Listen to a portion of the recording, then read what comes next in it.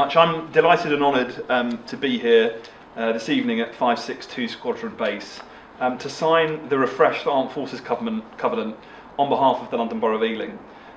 Today we're not just renewing Ealing's commitment to our armed forces, but promising to redouble our efforts to you, and to support all those who support our nation, whether they're serving as members of the armed forces or to our valued veterans.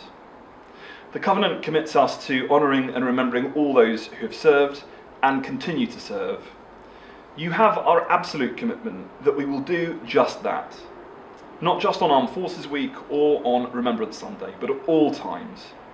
Here in one of the most diverse boroughs, we remember all of those who've given service and sacrifice to our armed forces, but also the Commonwealth forces who have fought alongside them. But remembering simply isn't enough. Our focus on renewing this covenant is on the specific needs of the forces, of veterans and their families.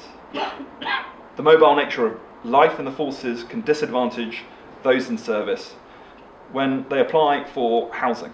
So we're recognising those specific needs in our housing policies and exempting the forces from residency requirements.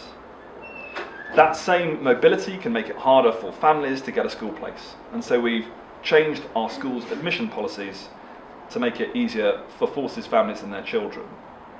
And despite the huge range of skills held by those who serve, veterans' unemployment rates remain 50% higher than the general population. Our council's priority is good jobs, and that must include our veterans.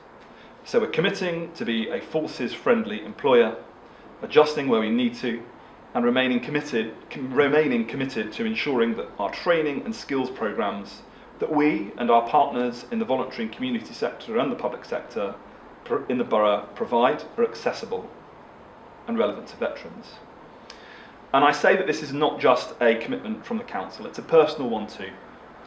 As the child of two serving armed forces members, I know the experience of demobilisation, I know the experience of family breakup, and I certainly know the experience of the work that the Royal British Legion, SAFA and armed forces networks do to provide families with the vital support that they need.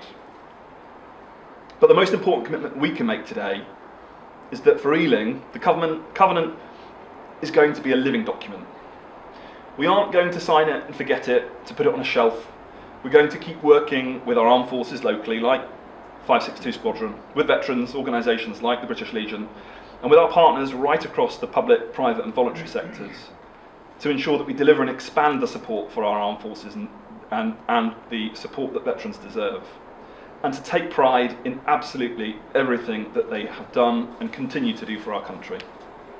So on behalf of everyone within the London Borough of Ealing, on behalf of all those who've worked to make this covenant happen, to review it and to make sure that it is a living and breathing document, we say thank you to our armed forces and to our veterans for your service and sacrifice.